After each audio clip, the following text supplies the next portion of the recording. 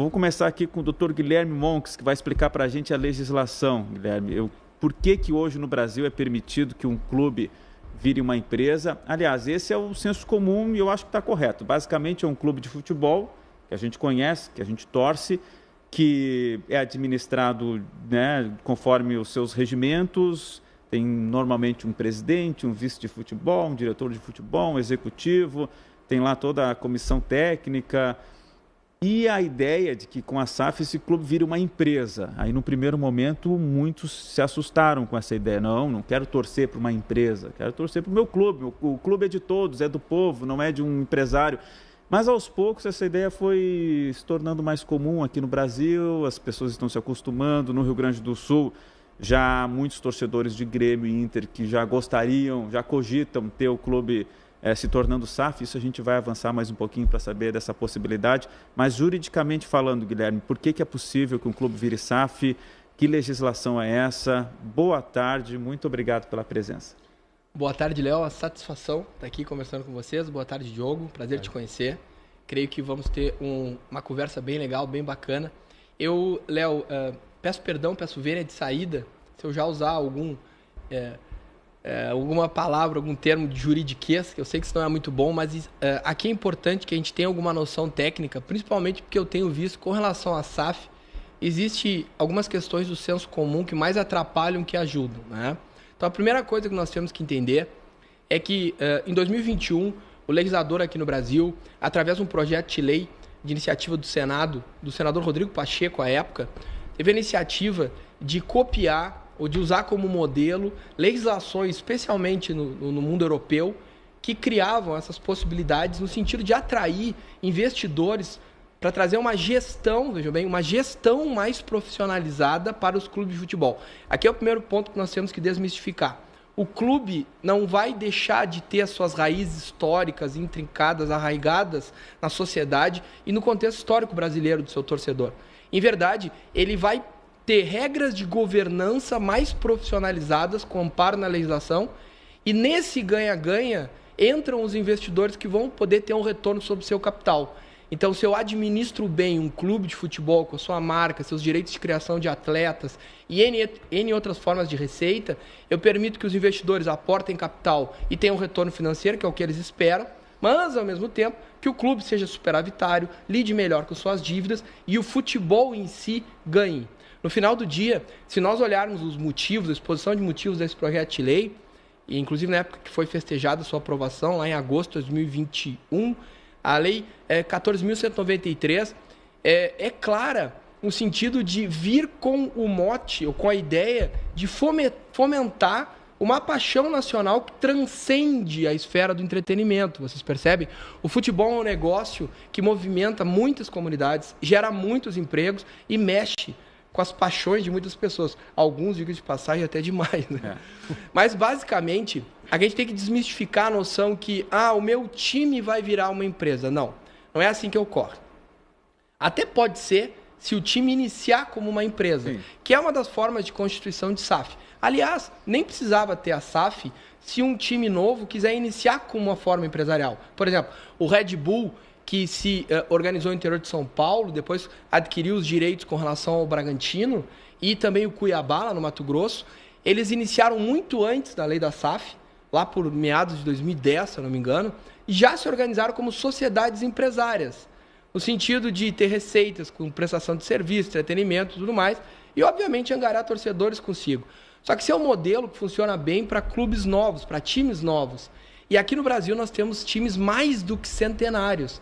Então era preciso, e aqui a legislação foi bastante novidosa, permitir que fizesse a ponte entre os times que já existem e essa gestão mais profissionalizada, mais organizada.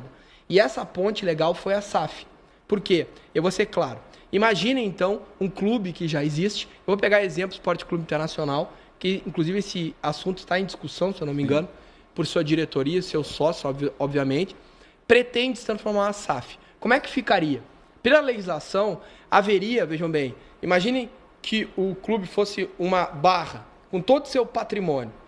Se permitiria que um pedaço desse patrimônio fosse vertido para uma sociedade anônima de futebol, que nada mais é do que uma sociedade por ações, nos termos da Lei 6404, mais especificada para atividades de futebol. Então, toda a SAF é uma SA.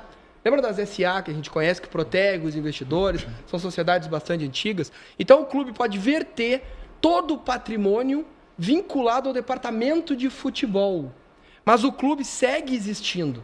Mas, então, uma SAF da qual o clube tem uma participação acionária de controle, porque a lei diz que tem que se emitir ações ordinárias classe A, ou seja, ações que dão direito a voto, que dão direito à deliberação, e o clube fica com essas ações consigo. O clube, então, uma associação sem fins lucrativos, que gere, que trata aquele futebol desde há muito tempo, agora, então, pode criar uma SA, passar para ela, verter o patrimônio, departamento de futebol, estádio, centros de treinamento, por aí vai, direito sobre marcas, para essa sociedade anônima de futebol, organizada pela legislação, que então vai ter no seu quadro acionário, Léo e Diogo, investidores, ou até pessoas físicas, se ela abrir o capital em bolsa, que pode, injetando capital, mas que vão gerir profissionalmente o departamento de futebol. E aí, obviamente, o que vai acontecer?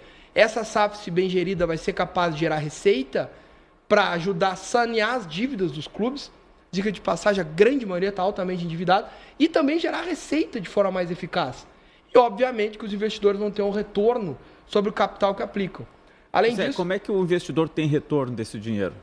Como acontece numa empresa. Então, a SAF é uma empresa, uma sociedade empresária, ela vai ter receitas operacionais gerindo licenciamento de marca, por exemplo, venda de camisetas, N outros produtos com a marca do clube, formação e negociação de direitos sobre atletas, utilização dos espaços para shows, eventos, receitas com os tickets de venda de jogo de futebol, porque o futebol é uma atividade muito lucrativa. Se nós olharmos as ligas americanas, as ligas europeias, a gente sabemos que o que nós estamos falando. O problema é que os clubes brasileiros trazem uma herança de má gestão por estarem mal acostumados a sempre ter um favorzinho do governo, a sempre ter uma diretoria nada profissionalizada, um cara fazendo favor, que quer se promover. No momento que isso é gerido empresarialmente com controle, eu terceirizo, vamos dizer assim, o departamento de futebol para uma empresa que tem obrigação de operar no verde, ter receita para remunerar o seu acionista, e aí o principal acionista que é o próprio clube. Então vejam, além disso, a SAF criou um regime tributário específico, favorecido, né? E ainda permite que se emita títulos, eu posso referir daqui adiante, se vocês quiserem, para financiar a atividade de futebol. Então, o grande segredo, eu me arrisco a dizer, e é isso que o pessoal talvez tenha uma certa dificuldade, é refletir o seguinte, isso eu vejo em algumas discussões. Ah, não, mas no Brasil é possível criar uma empresa com atividade de futebol. Eu concordo, Mas como é que nós vamos resolver o problema, Léo, Diogo, daquelas associações ultra endividadas? Nós temos clubes brasileiros pequenos, por exemplo, o Brasil de Pelotas, que se estima ter uma dívida de 50 milhões de reais, uma dívida impagável para o clube pequeno do interior. Aliás, vamos aproveitar então, antes de passar aqui para o Diogo, tem uma notícia importante com relação ao Brasil de Pelotas hoje, coincidentemente. Perfeito. Qual é a notícia? O juiz da 4ª Vara Civil de Pelotas deferiu um pedido de processamento da recuperação judicial do Grêmio Esportivo Brasil. Foi um passo bastante importante para o clube organizar suas finanças através de um plano de recuperação, o que, na visão dos dirigentes do clube, pelo que eu tenho aferido na imprensa, né, eu não tenho interesse nenhum nesse assunto, além de torcer para que o clube se reerga, um clube com uma torcida tão importante, historicamente, para o Rio Grande do Sul, do Brasil. É um passo importante para que os investidores se interessem e implementem a ideia da SAF no Brasil, porque afugenta muito, o Diogo pode depois complementar. O empresário, o investidor, ele quer ter um mínimo de segurança onde ele vai alocar o capital. E ter um cenário de dívidas não previstas e impagáveis afugenta os investidores. No momento que eu consigo me reorganizar, fazendo uma execução única e negociar com os credores, é uma situação fundamental, né, Léo? Sim. Bom, daqui a pouco a gente amplia mais, Guilherme, as informações aí, essa parte mais jurídica da SAF. Vou colocar o Diogo aqui na conversa. O Renato Luiz, boa tarde. É preciso alterar estatuto, romper esses conselhos inchados e profissionalizar os departamentos. Basta querer. Não é tão simples assim, né? A briga é grande nas políticas internas aí dos clubes. O Jean, penso que um dos principais problemas no esporte hoje são as publicidades e o envolvimento com sites de apostas. As SAFs não ampliariam isso?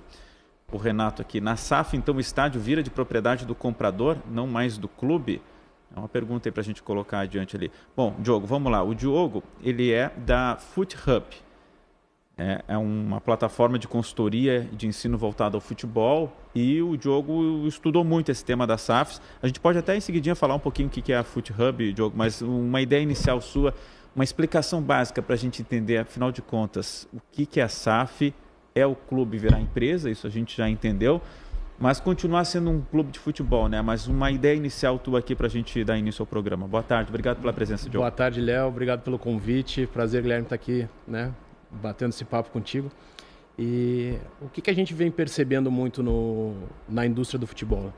Que a lei da SAF, ela oportunizou, né, os clubes se organizarem como empresa e o investidor ter mais segurança para entrar nesse meio, que até então era muito nebuloso. Tu não sabia como é que eram as dívidas, não sabia como é que era a gestão. Então a SAF traz uma regra, né? Então o Guilherme explicou muito bem ali algumas questões que deixam o investidor mais seguro disso. Só que isso não te garante, né, e não te dá certeza que o clube vai ter uma gestão profissional. E aí, teoricamente é para isso, né? Teoricamente, toda a estrutura, as cobranças que tem na lei, de tu ter uma governança, né, de tu ter um SG, de tu ter um compliance, isso tudo pede, a lei pede. Só que isso na prática não vem sendo colocado à risca e também não está sendo cobrado. Então, assim, o que a gente percebe lá no FootHub, pelos clubes que a gente passa, né, pelas conversas e pelos cursos que a gente dá, que o importante é tu ter gestão. E aí, né, os ouvintes aí, os telespectadores já colocaram, mas tem que fazer isso, tem que fazer aquilo no conselho. Depende de tudo. Então vai depender do modelo, vai depender da forma, mas hoje o que a gente preza e busca é pela uma gestão profissional. Pode ser tanto no modelo associativo quanto no modelo empresarial. Mas se o clube não tiver esse olhar de governança, de gestão, não importa qual o modelo, que os dois têm, né, estão fadados a ir para um lugar ruim. Tá, falando em modelo, porque se fala assim, eu quero que meu clube vire SAF. Tá, mas SAF de que tipo? Tem a SAF do Bahia, tem a SAF do Cruzeiro, tem a SAF do Botafogo, do Textor, né, que é uma figura até, não sei se polêmica, mas muito emblemática, aparece muito. Quais são os modelos possíveis de uma SAF? Então, o que a gente percebeu assim na evolução das transformações dos clubes, né? Os primeiros que se transformaram em SAF eram aqueles clubes que estavam muito endividados. Então, os grandes clubes muito endividados, Cruzeiro, Vasco, Botafogo, eles não tinham outra saída. Então, eles chegaram no conselho e falaram, olha, a única saída ou a gente fecha, né? Não tinha dinheiro para pagar uma conta de luz. E eles entraram em recuperação judicial, então, como o Brasil de Pelotas está entrando? E aí acabaram passando por esse modelo. Então, o Vasco passa por uma recuperação judicial, né? O Botafogo, todos esses clubes, eles acabam indo para esse modelo de negociação. E aí começam a ter uma gestão profissional do seu departamento de futebol. Então, não tinha outra saída. O modelo que foi muito mais o modelo que o investidor aceitava entrar e não o que o clube aceitava negociar. Aí a gente tem outros clubes que estavam politicamente apaziguados que foram organizar também a sua gestão. Então o Atlético Mineiro, ele tinha uma dívida muito concentrada com os seus, no caso ali, os seus mecenas, né? Então o pessoal que investia no futebol do clube. São os torcedores que têm muito dinheiro. Que têm muito dinheiro, então, e foram investindo, trouxeram o Hulk, investiram no estádio, então colocaram muito dinheiro no futebol, até que chegou um momento que a dívida era tão grande que eles tiveram que negociar a participação e transformação das ações. A dívida com eles mesmos. As dívidas, como era muito centralizado, eles acabaram fazendo essa transformação e depois foram ao mercado. Fala que, já que a gente está falando do Atlético Mineiro, se fala que a dívida hoje do Atlético Mineiro é gigantesca. Passava de 1 bilhão, mas tinha a questão do estádio dentro, tinha a questão de outros investimentos, então isso eles acabaram organizando ali como próprios credores dessa dívida, né? Então, esse segundo movimento eram desses clubes que estavam apaziguados politicamente, né? Então, a gente vê um movimento também do Curitiba fazendo essa transição. Curitiba já é SAF? Já é SAF, já foi investido. Já fazem, acho que 2 anos já que a Tricorp é a majoritária.